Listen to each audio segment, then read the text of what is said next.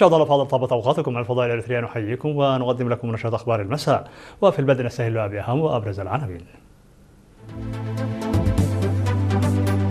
رؤساء السودان وتشاد والهند يهنئون بعيد الاستقلال. وزارة الخارجية تنظم احتفالا بمناسبة الذكرى 35 لعيد الاستقلال. استمرار احتفالات الاستقلال في جنوب البحر الأحمر.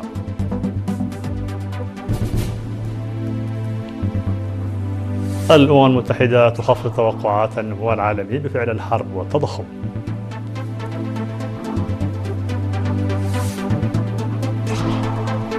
إيطاليا والهند يعلنان استهداف زيادة التجارة المشتركة إلى 20 مليار دولار.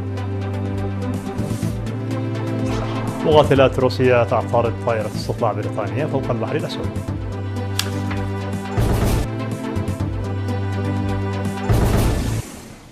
مرحبا بكم. من العناوين إلى التفاصيل. بعث رئيس مجلس السيادة السوداني الفريق أول عبد الفتاح البرهان، ورئيس جمهورية تشاد محمد إدريس ديبي إتنو، ورئيس الهند دروبادي مورمو، ورئيس جمهورية مالاوي البروفيسور آرثر بيتر ماثاركا برقيات تهنئة إلى شعب حكومة إريتريا بمناسبة عيد الاستقلال. وأعرب الرؤساء نيابة عن شعوبهم وحكوماتهم عن تمنياتهم بوفور الصحة والتوفيق في العمل للرئيس السياسي أفورقي والسلام والازدهار لإريتريا وشعبها. وأكد رئيس مجلس السيادة السوداني الفريق أول عبد الفتاح البرهان رغبة بلاده الصادقة في تطوير العلاقات بمختلف المجالات بما يخدم مصالح الشعبين، استنادا إلى العلاقات الأخوية القوية والعميقة بين دولتي إريتريا والسودان. نظمت وزارة الخارجية أمس 20 من مايو بالعاصمة أسمرة احتفالا بمناسبة الذكرى 35 لعيد الاستقلال تحت شعار صمودنا ضماننا بحضور الوزراء وكبار المسؤولين في الحكومة والجبهة إلى جانب السفراء والدبلوماسيين وعدد من الضيوف. وفي كلمة ألقاها وزير الخارجية السيد عثمان صالح أوضح أن الشعب الإريتري ورغم التحديات الكبيرة التي واجهها قبل الاستقلال وخلال مسيرة التنمية والصمود على مدى السنوات 35 الماضية، استطاع بفضل صموده أن يواصل تنفيذ برامجه التنموية دون ارتهان، مستندا إلى مبادئ العدالة الاجتماعية والاعتماد على الذات، ومحققا تقدما ملحوظا في مجالات الأمن الغذائي وتطوير البنية التحتية وتوسيع الخدمات الاجتماعية. وأشار الوزير إلى أن إريتريا انتهجت منذ نيل استقلالها سياسة خارجية قائمة على حسن الجوار والاحترام المتبادل والمصالح المشتركة، مع الالتزام باحترام سيادة ووحدة أراضي الدول المجاورة، والعمل على تعزيز علاقات التعاون والشراكة بما يسهم في دعم السلام والاستقرار على المستويين الإقليمي والدولي عبر دبلوماسية نشطة وبناءة. وأضاف أن المرحلة الراهنة تشهد تزايدا في إبراز الصورة الحقيقية لإريتريا أمام العالم، إلى جانب تنامي دورها الإيجابي في ترسيخ الأمن والاستقرار الإقليمي والدولي، وذلك بفضل وحدة الحكومة والشعب في مواجهة مختلف التحديات والاستهدافات. من جانبه أكد رئيس لجنة الاحتفالات بوزارة الخارجية الشاب ناهم تسفى ميكائيل أن مناسبة الاستقلال تمثل فرصة متجددة لتعزيز قيم الوفاء بالعهد والالتزام الوطني. هذا وتخلل برنامج الاحتفال عروض فنية وثقافية قدمها فنانون مخضرمون وشباب. في إطار احتفالات إقليم جنوب البحر الأحمر بعيد الاستقلال، نظم احتفال في بلدة عدي يوم 15 من مايو على مستوى مديرية وسط دنكاليا، وفي طيعو يوم 16 على مستوى مديرية الرعتة، وفي حرسلي بمديرية جنوب دنكاليا يوم 20 من مايو. وأوضحت رئيسة لجنة استقبال الاحتفالات السيدة حواء محمد بأن الاستعدادات جارية منذ نهاية شهر يناير بإقامة اللجان المختلفة للاحتفال بالذكرى 35 لاستقلال إريتريا.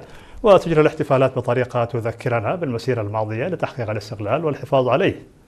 وقالت أن البرامج تشمل سيمينارات للشعب والطلاب، وبرنامج إرساء لموظفي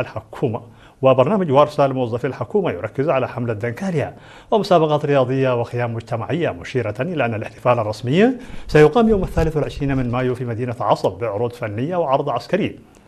وذكرت أن احتفالات عيد الاستقلال في عصب ستتم في الفترة من 23 وحتى 26 من مايو في راس غومبو بفعاليات تشمل عرضا فنيا بمشاركة 10 فرق فنية، ومعرضا للصور، ومعرضا للإسكان، وقرية الحياة المعيشية. وأوضحت السيدة حواء أن برامج يوم الاستقلال نظمت بأسلوب تثقيفي يحمل المسؤولية من جهة وبطريقة تؤثر على الشباب وتعرفهم بالماضي من جهة أخرى.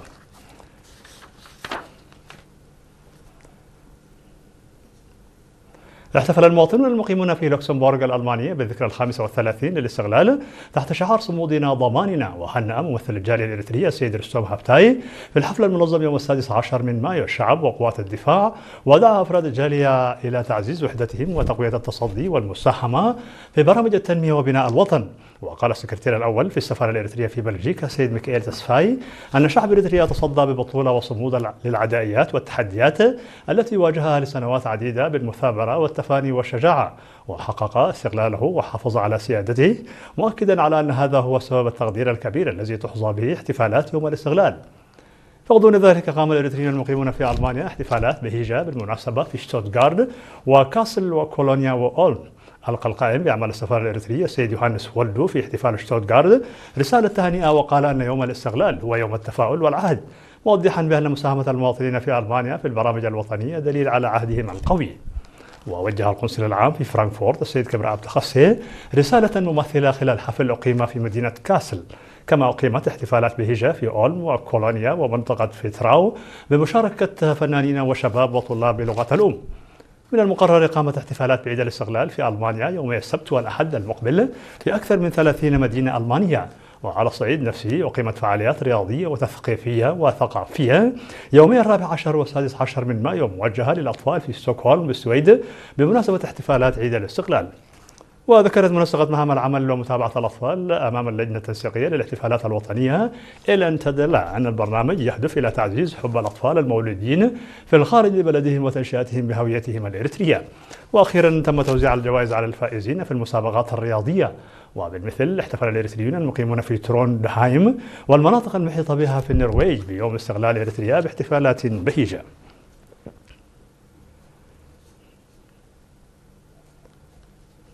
احتفلت كلية حمل مال الزراعية يوم 20 من مايو بالذكرى الخامسة والثلاثين لاستقلال إريتريا. وفي كلمته في الاحتفال أشار عميد الكلية البروفيسور ولد أملاخ رايا إلى مراحل نضال شعب إريتريا ليكون سيد نفسه ومستقبله، وقال أنه بفضل مثابرته وتضحياته تغلب على التحديات الهائلة التي واجهته وحقق استقلاله وسيادته، داعيا الشباب إلى تحمل الدفع بهذا الإنجاز من خلال التنمية. أوضح تنظيم العديد من المسابقات لطلاب وموظفي الكلية كجزء من الاحتفالات، ويجب العمل عليه بجدية أكبر في المستقبل. وبعد أن حيا الطلاب ذكرى الشهداء تعهدوا بمواصلة مسيرة بناء الوطن تنفيذا لأمانة الشهداء. وقدمت في الختام الجوائز والشهادات على الفائزين في الأنشطة الرياضية والأكاديمية. تخللت الفعالية برامج ثقافية وفنية. أعلنت وزارة الزراعة عن المعهد الوطني للبحوث الزراعية في حلحلة الكائن بمديرية دباروا، والذي ينشط في 7 نقاط قد أجرى بحوثا مشجعة خلال السنوات ال35 الماضية من الاستقلال. وأفاد تقرير المعهد البحثي حفظ أكثر من 6300 عينة بذور لحوالي 160 نوعا من المحاصيل والأشجار، وتطوير 52 صنفا من القمح والشعير والذرة والدخن والذرة الشامية وغيرها من البقوليات. وذكر التقرير توزيع بذور الذرة الشامية المهجنة إلى المزارعين لأول مرة، والتي يطلق عليها اسم حلحلة، والتي تنتج أكثر من 65 كنتال من الهكتار، إضافة إلى تطوير وتوزيع 34 صنفا من الخضروات و36 صنفا من الفاكهة على المزارعين. وحول أبحاث الموارد الطبيعية أفاد معهد حلحلة للأبحاث الزراعية إجراء أكثر من 16,000 اختبار للتربة، وأكثر من 500 اختبار للمياه، وأكثر من 1750 اختبار للنباتات، وأكثر من 170 اختبار للسماد في المختبرات حتى الآن. وأصارت الأبحاث التي أجريت على 268 نوعا من الأعلاف الخضراء فعالية أكثرها وتم إنتاجها وتوزيعها على المزارعين. كما تم البدء هذا العام في إجراء بحث حول تطوير الدجاج. هذا ويضم المعهد الوطني للبحوث الزراعية حاليا 270 موظفا، 80% منهم باحثون زراعيون. أسفرت الجهود المبذولة للحفاظ على المحمية الوطنية وتنميتها في إقليم شمال البحر الأحمر عن نتائج مرضية على مدى السنوات ال35 الماضية من الاستغلال. أوضح مسؤول سلطة الغابات والحياة البرية في إقليم شمال البحر الأحمر السيد تخلوين كيداني أن المحمية المعروفة باسم جنوب وشمال بحر المقامة عام 2010 على المستوى الوطني جعلت موارد الأشجار والحيوانات تعود إلى طبيعتها بفضل الحماية التي وفرها السكان وقوات الدفاع. وأشار إلى القيام بحملات توعية لرفع مستوى الوعي العام وتحقيق نتائج أفضل إلى جانب أنشطة الحراسة، مضيفا أن الحياة البرية التي كانت أعدادها تتناقص لأسباب مختلفة آخذة في الازدياد الآن. وأشار إلى وجود مشاتل في جندع ونخفة لتنمية شتول الأشجار المستوطنة وقيل المستوطنة، والعمل على زيادة عدد الموظفين والمشاتل لتنمية محتويات المحمية من خلال تعزيز الحماية. هذا وتغطي المحمية الوطنية في إقليم شمال البحر الأحمر مساحة تزيد عن 107 ألف هكتار. مشاهدينا الأفاضل، كانت هذه الأخبار الداخلية. فاصل قصير ونوافيكم بالأخبار العالمية، ابقوا معنا.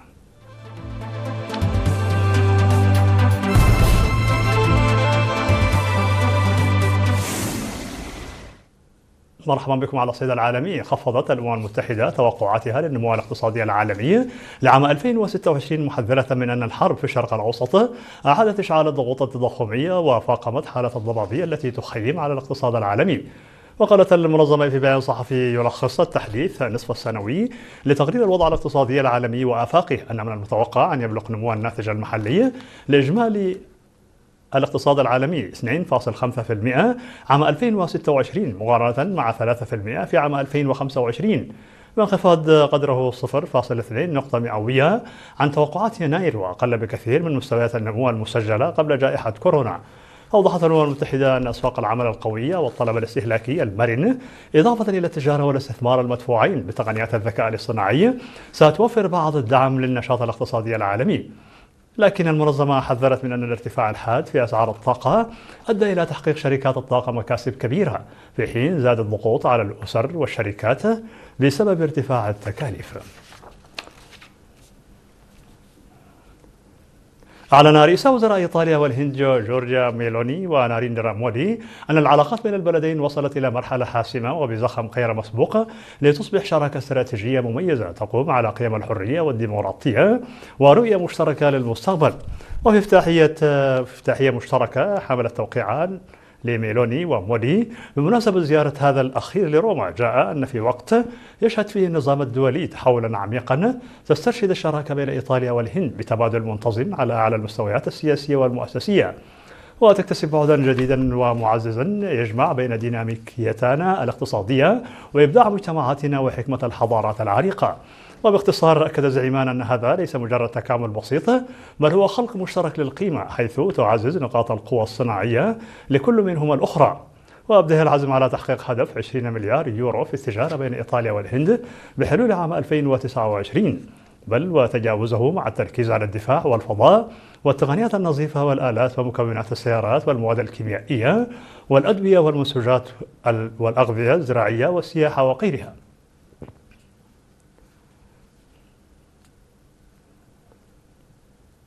أعلنت وزارة الدفاع البريطانية أن مقاتلات روسيا من طراز سو 27 اعترضت طائرات تابعة لسلاح الجو البريطاني أثناء تحليقها في المجال الجوي الدولي. وأكدت الوزارة أن التحركات الروسية اتسمت بسلوك وصفته بالخطير، مما أدى إلى مواقف حساسة في الجو كادت أن تتسبب بحوادث غير محسوبة. ويأتي هذا التطور في ظل التنافس المتزايد بين روسيا والدول الغربية في المناطق الاستراتيجية المحاذية لأوروبا الشرقية، حيث تشهد أجواء البحر الأسود نشاطا عسكريا مكثفا منذ اندلاع الحرب في أوكرانيا. وتواصل موسكو ودول حلف الناتو تبادل الرسائل العسكرية والاستعراضات الجوية في المنطقة، وسط مخاوف من انزلاق أي مواجهة عرضية إلى تصعيد أوسع. في الخبر الأخير، قال الجيش الأندونيسي أن انفصاليين مسلحين في إقليم بابوا الجبلي الواقع في أقصى شرق البلاد قتلوا 8 مدنيين في منطقة ياهو كيمو. وندد مسؤول عسكري في بيان بمقتل 8 مدنيين كانوا يعملون في مناجم الذهب بالمنطقة، مضيفا أن عملية إجلاء جثثهم جارية.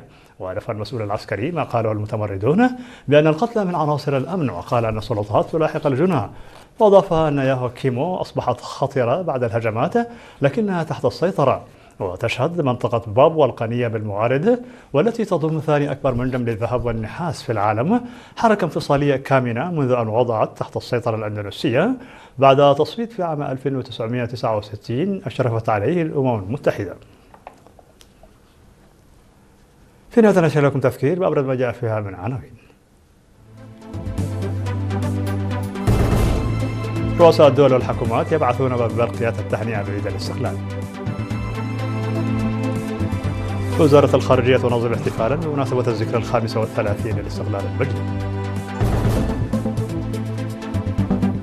استمرار احتفالات الاستقلال في إقليم جنوب البحر الأحمر.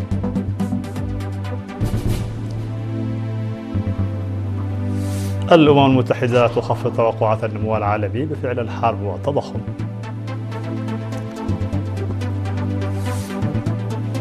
إيطاليا والهند يعلنان استهداف زيادة التجارة المشتركة إلى 20 مليار دولار. مقاتلات روسيا تعترض طائرة استطلاع بريطانيا فوق البحر الأسود.